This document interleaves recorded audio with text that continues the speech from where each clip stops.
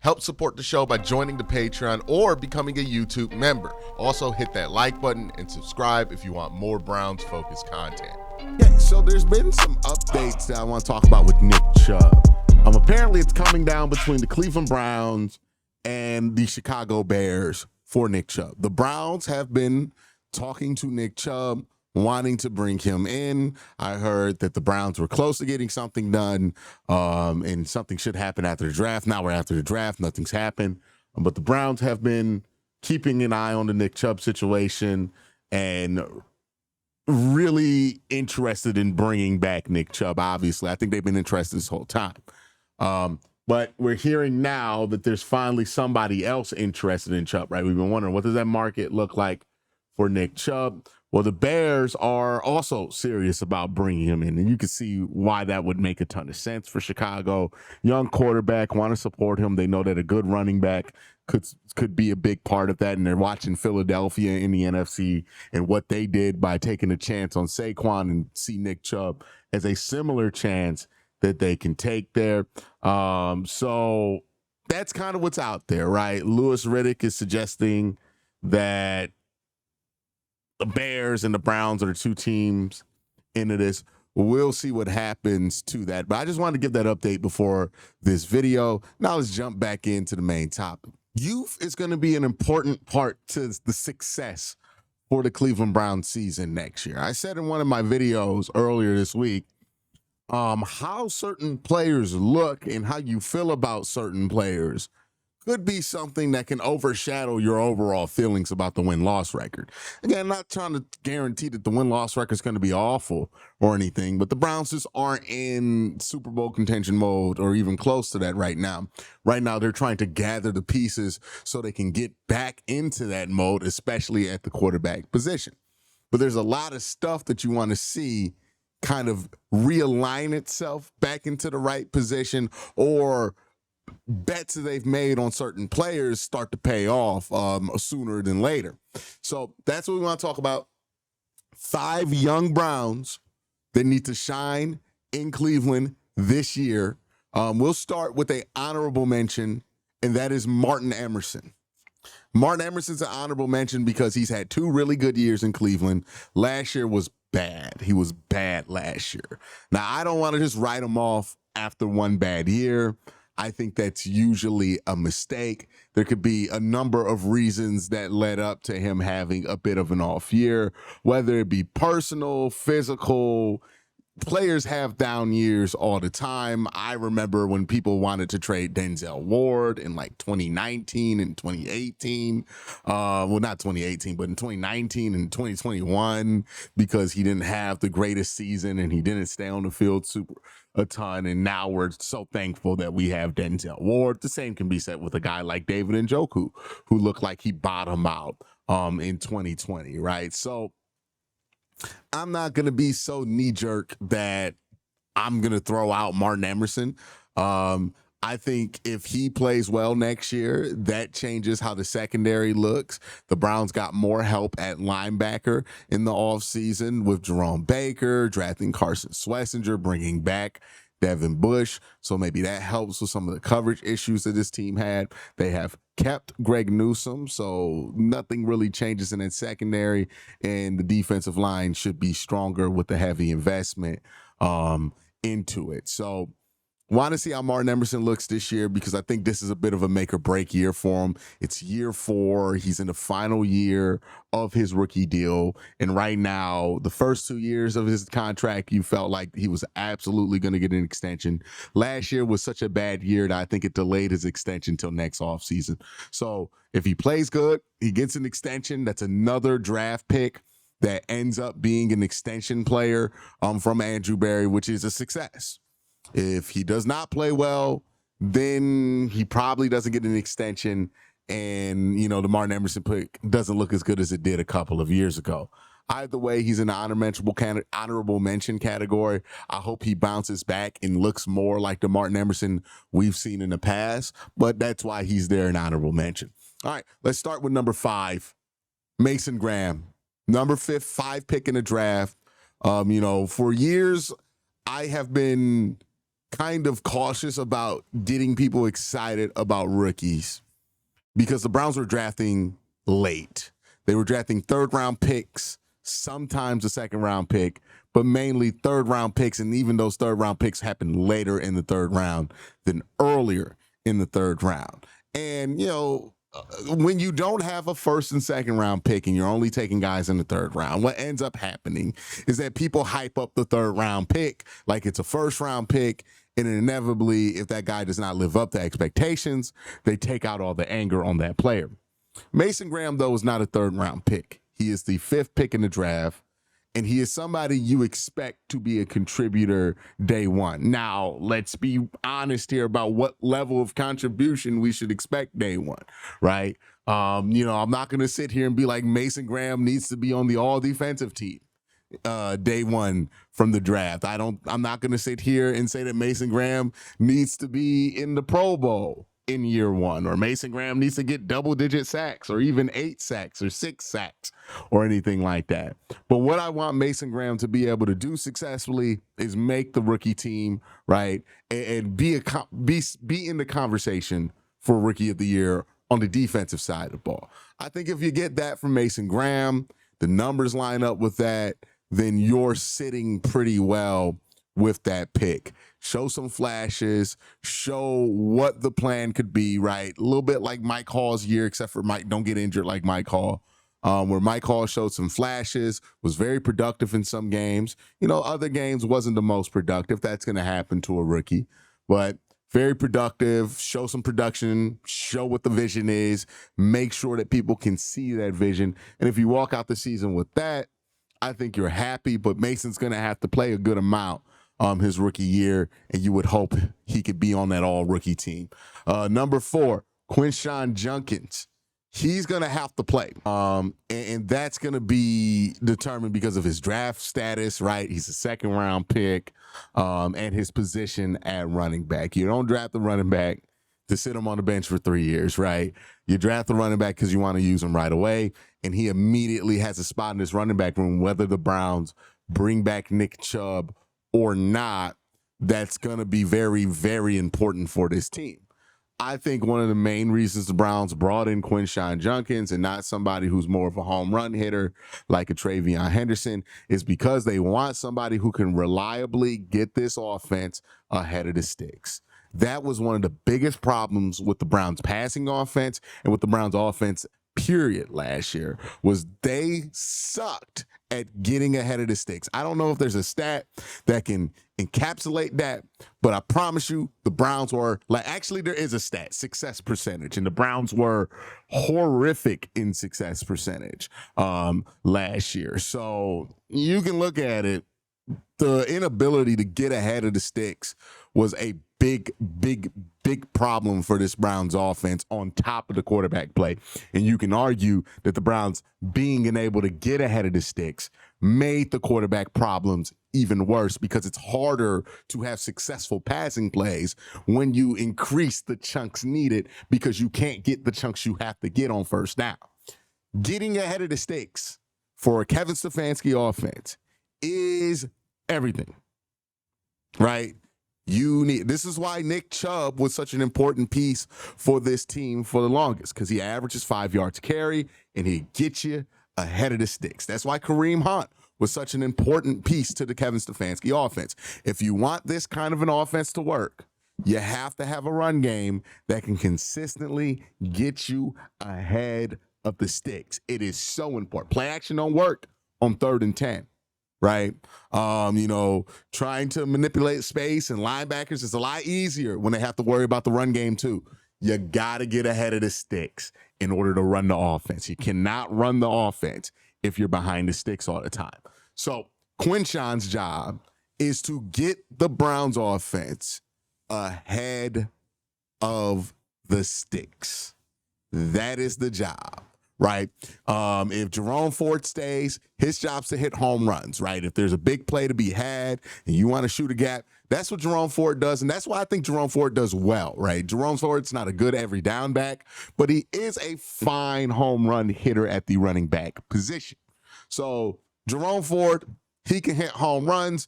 And I believe Jerome Ford, who did struggle pass protection for the second half of last year, will be much better at pass protecting like he's been throughout his career this season too. So he can even do some of the third down back stuff. So it makes sense that they didn't go for something like that and did opt for somebody like Quincy, who is more of a let me get 4 or 5 yards. People complain about his yard per carry numbers not being great. That's because Quincy is a straight downhill running back, right? He's not trying to hit home runs that make that number a bit more inflated, right? And I wonder what somebody like Quincy Junkins, because when you watch him on tape, he is the safest bet to get you 4 yards on a run. Is he going to get all the yards you need? No, that's why his yards per carry number is not great. But if you look at his yards most achieved number, right, the mode for his rushes, it's probably somewhere between that 4 or 5 yard marker there. So that's going to be Quincy's job.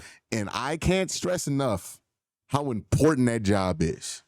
You want to draw a line of success for the Browns offense.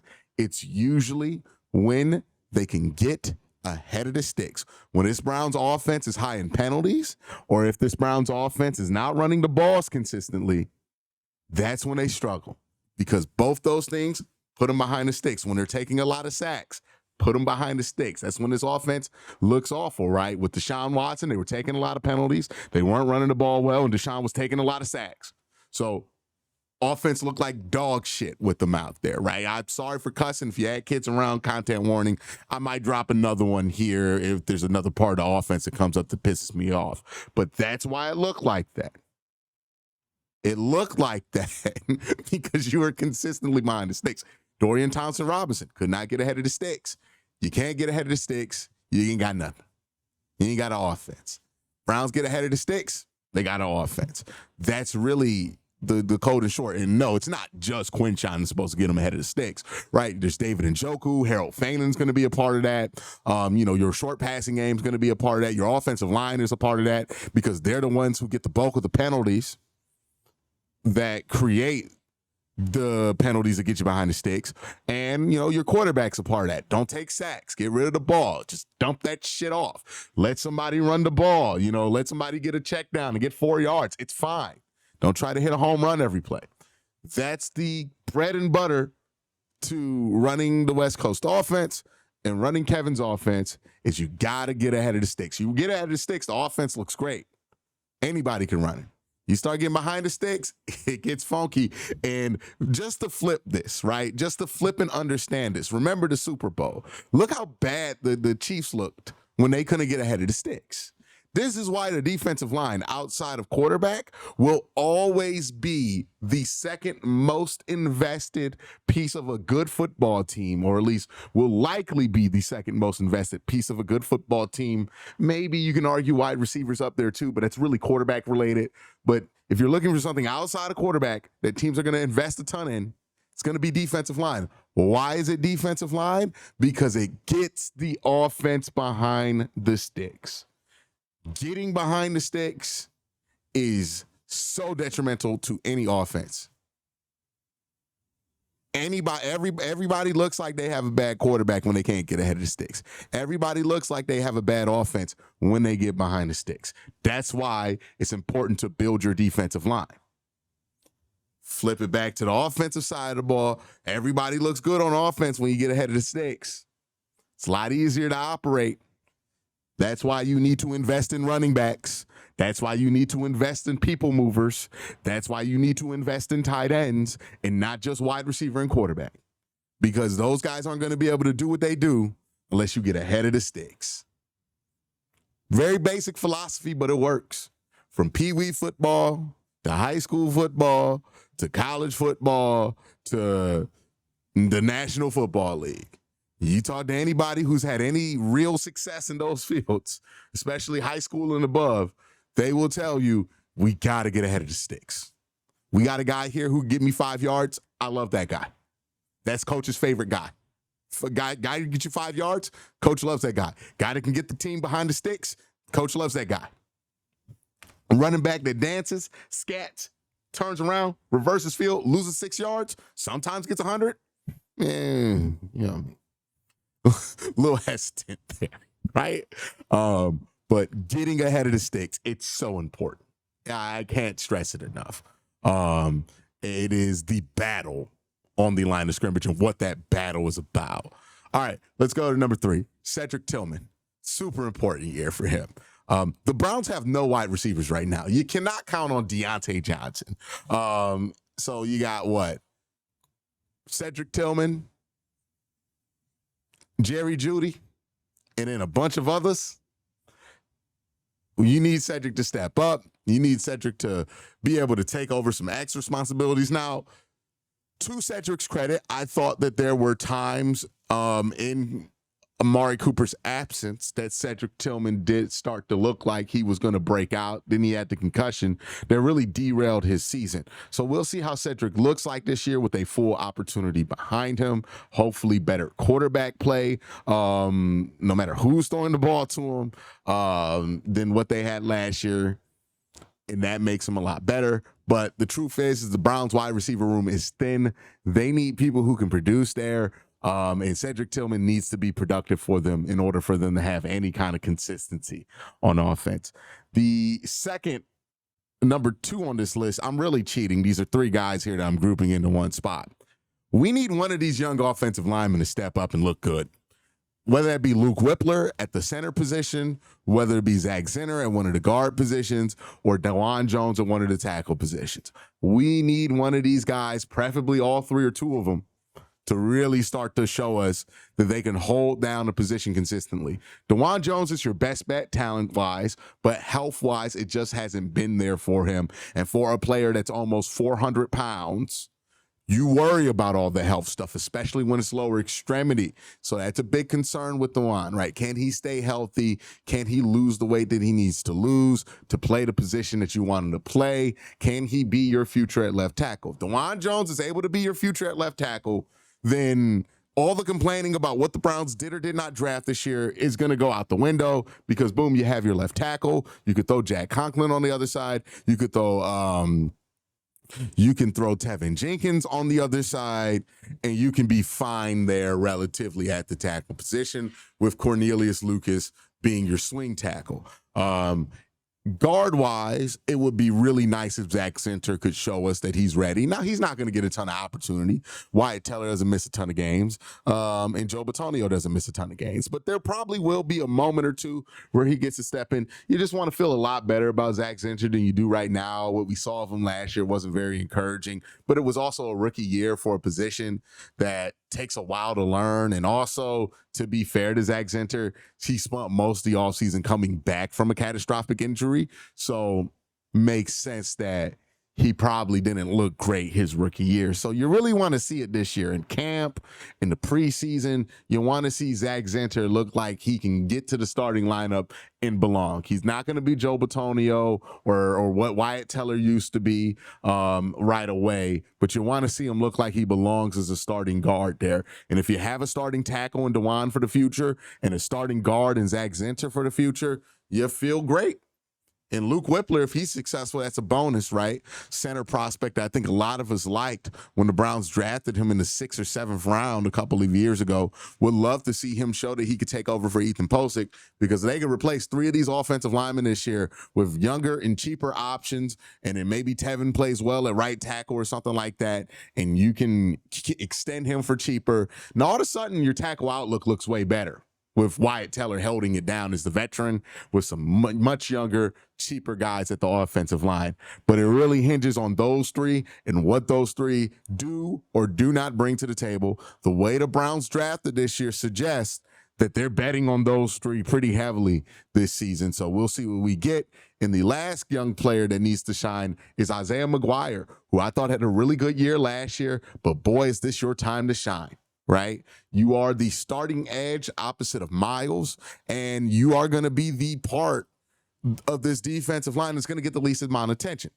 Mike Hall's going to get a lot of attention. Mason Graham's going to get a lot of attention. Myles Garrett's going to get all the attention. That leaves you on the other side, opposite of Miles, right? People aren't really going to think about you much. They spent too much time thinking about everybody else on that Browns defensive line. So if you can do what you did last year and then be a little bit more of a pressure guy, get a little bit more sacks on top of being able to run defend as well as Isaiah did, then you have a piece there that completes the set on the defensive line and could be the final piece in getting this Browns defense to a place to where it can carry mediocre quarterback play to a very high level, or at least a playoff level. So we'll see. But those are my young guys that I think the Browns need to see shine in 2025, 2026. Let me know who you think is on your list for Browns that need to show you something this year under, let's say, the age of 25, right? Browns still on their rookie deals that need to show you something. This is my list. Let me know what you think about that and what you think in the comment section down below. You guys have a great day. Have an even better night. Peace.